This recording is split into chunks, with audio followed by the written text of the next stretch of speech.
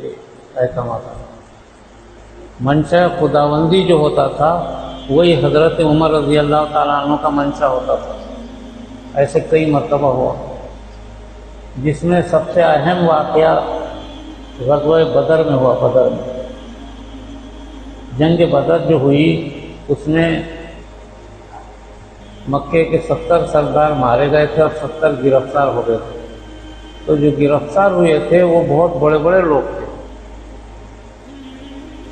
ان کو جب قیدی بنا کر کے مدینہ منورہ میں لایا گیا تو صحابہ میں مشورہ شروع ہوا۔ آپ نے سب سے مشورہ کیا کہ بھئی ان کو کیا کرنا چاہیے،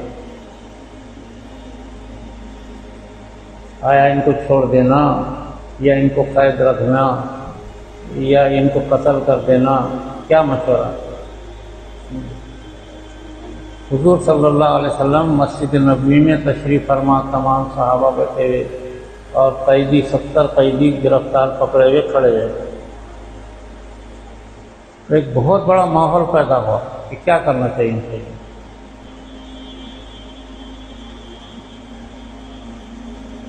تو اس میں ہر ایک نے اپنی اپنی رائے دی۔ حضرت عمر رضی اللہ تعالیٰ عنہ نے فرمایا کہ یہ جو 70 قیدی ہیں، ہر ایک ان کا رشتہ دار جو ہمارے پاس ہے، ہر رشتہ دار اٹھے اور ان قیدی اپنے اپنے قیدی کو قتل کر دے۔ اس لیے کہ انہوں نے جو ہے 13-15 سال سرکار کو ستایا اور بہت تکلیفیں دی۔ حضرت عمر رضی اللہ تعالیٰ عنہ کا یہ خیال تھا کہ ان کو ہر رشتہ دار اٹھے اور ان کو قتل کر دے، اپنا رشتہ دار خود اپنے رشتہ دار کو قتل کر دے۔ جو قیدی ہیں ان کا رشتہ دار اٹھے مسلمان اور اس کو قتل کر دے، سب کو قتل کر دے۔ اور حضرت عمر رضی اللہ تعالیٰ عنہ کے اس مشورے میں کئی صحابہ شریک ہوئے کہ قتل کر دینا چاہیے سب کو، بلکہ رشتہ دار کو قتل کرے۔ آپ صلی اللہ علیہ وسلم خاموش بیٹھے رہے، سارا مجمع بیٹھا ہوا۔ بعد میں حضرت ابوبکر صدیق بازو میں بیٹھے ہوئے تھے، ان سے پوچھا کہ کیا کرنا چاہیے۔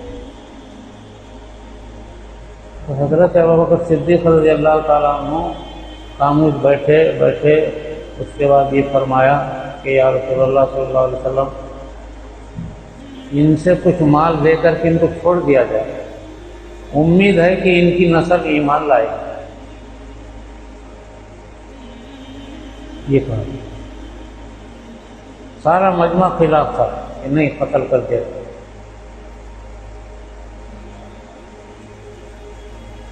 تو حضور صلی اللہ علیہ وسلم سوچ میں پڑ گئے کیا کرنا چاہیے۔ آسمان سے کوئی وحی نہیں آ رہی تھی، آپ بار بار آسمان کی طرف دیکھ رہے تھے، کوئی حکم بھی نہیں آ رہا تھا کہ ان کو کیا کرنا چاہیے۔ تو اس میں یہ ایسا نازک وقت تھا، حضرت ابوبکر صدیق رضی اللہ تعالیٰ عنہ کی خالی رائے تھی، ان سب کو فدیہ لے کر چھوڑ دیں اور ان کو تاکید کر دیں کہ یہ اسلام کی مخالفت نہ کرے۔ یہ مشورہ تھا۔ تو اس میں آپ کا رجحان بھی حضرت ابوبکر صدیق کی طرف ہو گیا اور فیصلہ دے دیا کہ ان کو فدیہ لے کر کے تاکید کر کے چھوڑ دیں۔ فیصلہ دیتے ہی حضور صلی اللہ علیہ وسلم کا چہرہ سرخ ہو گیا، لال ہو گیا غصے میں۔ کہنے لگے، آپ نے فرمایا کہ اگر عمر نہ ہوتے تو میں نے یہ دیکھا کہ آسمان سے عذاب آیا تھا اور ہمارے سروں پہ تھا۔ اگر عمر نہ ہوتے تو عذاب سے ہم سب ہلاک ہو سکتے۔ اس لیے کہ منشا خداوندی بھی حضرت عمر کے جیسی تھی. حضرت عمر کا جیسا منشا تھا قتل کر دیا جائے تو منشا خداوندی بھی وہی تھا قتل کر دو. لیکن فیصلہ منشا خداوندی کے خلاف ہوا.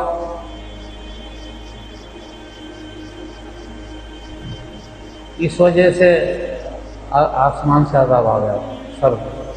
آپ نے فرمایا سروں پہ تھا عذاب.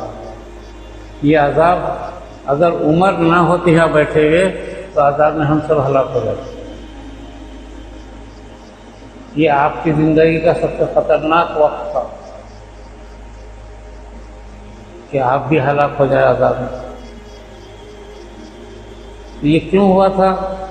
منشا خداوندی تھا ان کو قتل کرنا، اور فیصلہ جو ہوا اس کے خلاف ہوا. لیکن کیونکہ نبی کا فیصلہ تھا تو عذاب رک گیا.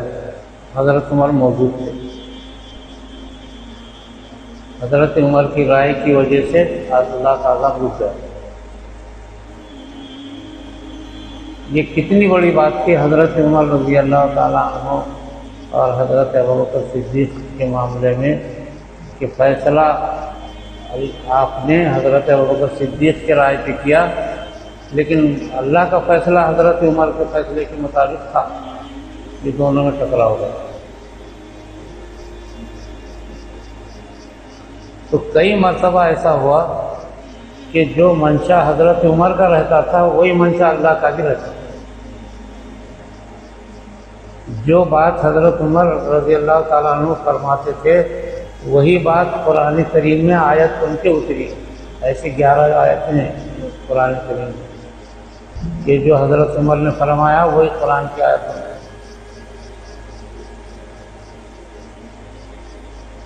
تو اصل میں حضرت عمر رضی اللہ تعالیٰ عنہ نے اپنی حین و حیات میں نبوت کے کام کو کھول کر کے بتا دیا. بہت سے کام نبوت کے مخفی تھے اس کو کھول دیا. جیسے اسلامی سال کہاں سے شروع ہو، حضور صلی اللہ علیہ وسلم نے اس کی وضاحت نہیں کیا. اسلامی سال کہاں سے شروع ہو، کس کو ہم پہلا سال بولے. یہ سرکار کے زمانے میں فیصلہ نہیں ہوا. حضرت عمر رضی اللہ تعالیٰ عنہ نے تمام صحابہ کو جمع کیا، لائق لوگوں کو جمع کیا، کہا کہ ہمارا پہلا سال. تو کسی نے پہلا سال کہا کہ جب حضور پیدا ہوئے اس کو پہلا سال قرار دو. کسی نے کہا کہ نہیں، جب چاند کے 2 ٹکڑے ہوئے اس کو پہلا سال قرار دو. کسی نے کہا کہ نہیں، جنگ بدر کو پہلا سال قرار دو، جنگ بدر جو ہوئی. کسی نے کہا کہ نہیں، ہم مکے سے مدینہ تشریف لائے اس کو پہلا سال قرار دو. کسی نے کہا کہ نہیں، جس دن آپ صلی اللہ علیہ وسلم وفات پا گئے وہ پہلا سال قرار دو. حضرت عمر رضی اللہ تعالیٰ عنہ نے تمام صحابہ کی رائے لے کر کہا کہ 23 سال کی زندگی میں سب سے اہم واقعہ کیا ہے؟ سب خاموش ہو گئے. حضرت عمر رضی اللہ تعالیٰ عنہ نے فرمایا کہ سب سے اہم واقعہ آپ صلی اللہ علیہ وسلم کا مکہ چھوڑ کر مدینہ آنا ہے. اس کو ہجرت کہتے ہیں. بس یہ جس وقت ہوئی ہے اس کو پہلا سال قرار دیا. اس پہ تمام صحابہ کا اتفاق ہو گیا اور سن ہجری شروع ہو گئی. یہ 1 ہجری کب ہوئی؟ جب حضور ہجرت کرے اس کو پہلا سال قرار دیا.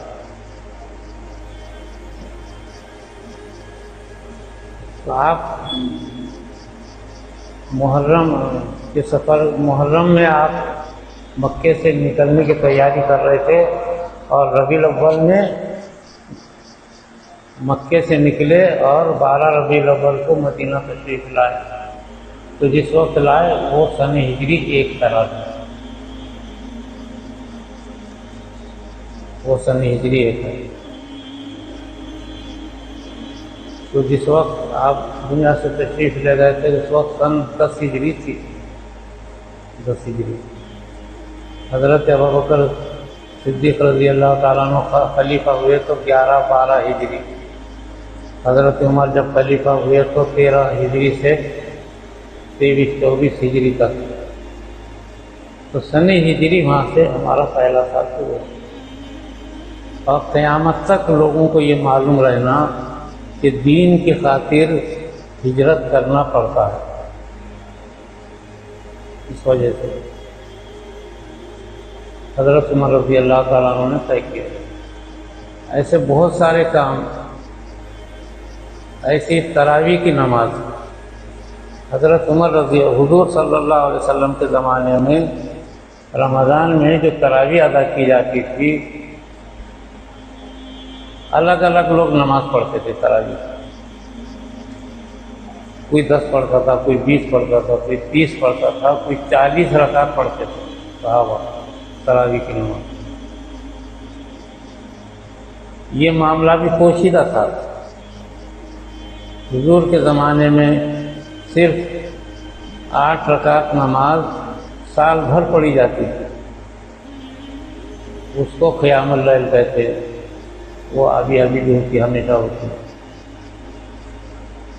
تو تراویح کتنی ہونا چاہیے؟ حضرت عمر رضی اللہ تعالیٰ نے پھر تمام صحابہ کو جمع کیا اور فرمایا کہ بھئی اس سلسلے میں رائے دو۔ رمضان کے مہینے میں چونکہ تراویح کا حکم ہے، قیام کا حکم ہے، تو قیام ہم کتنی رکعت کریں، کتنی رکعت ہم رمضان میں تراویح پڑھیں۔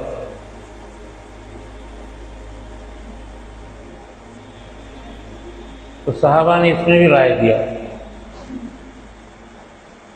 آخر میں آپ نے فرمایا کہ دیکھو ہم کو دن بھر میں فرض نمازیں کتنی رکعت ہیں،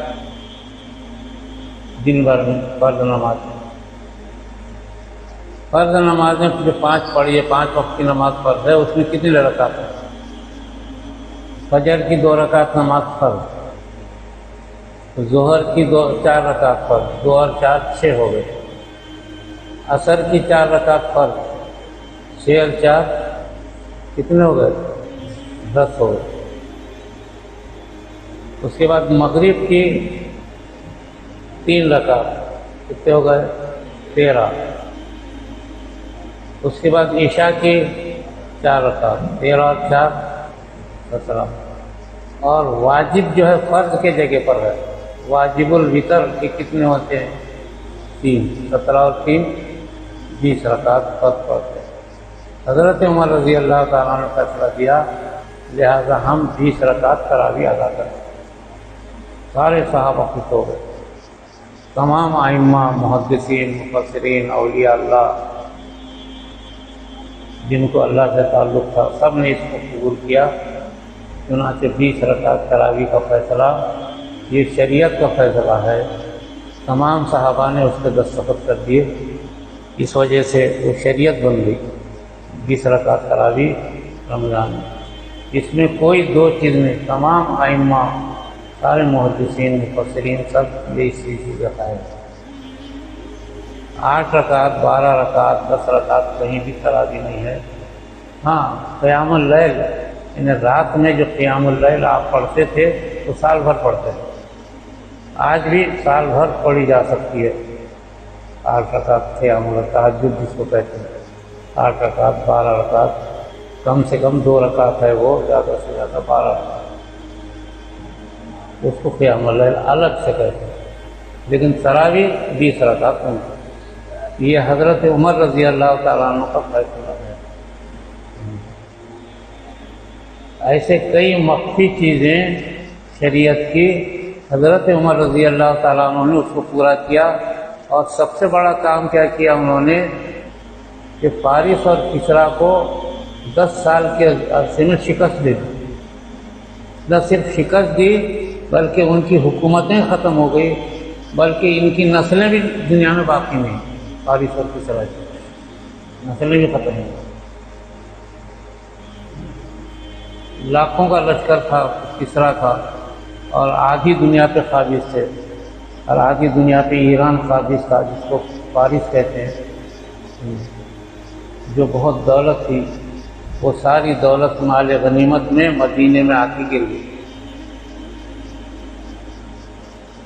اور تیسری ایک سلطنت تھی اس زمانے میں، حضرت عمر رضی اللہ تعالیٰ عنہ سے پہلے ہی وہ ایمان لائے تھے، وہ حبشی لوگ، نجاشی جن کو کہتے ہیں، افریقہ کے حبشی لوگ، یہ تیسری سلطنت تھی، لیکن وہ لوگ ایمان قبول کر لیے تھے، آج تک وہ ایمان پہ باقی ہیں۔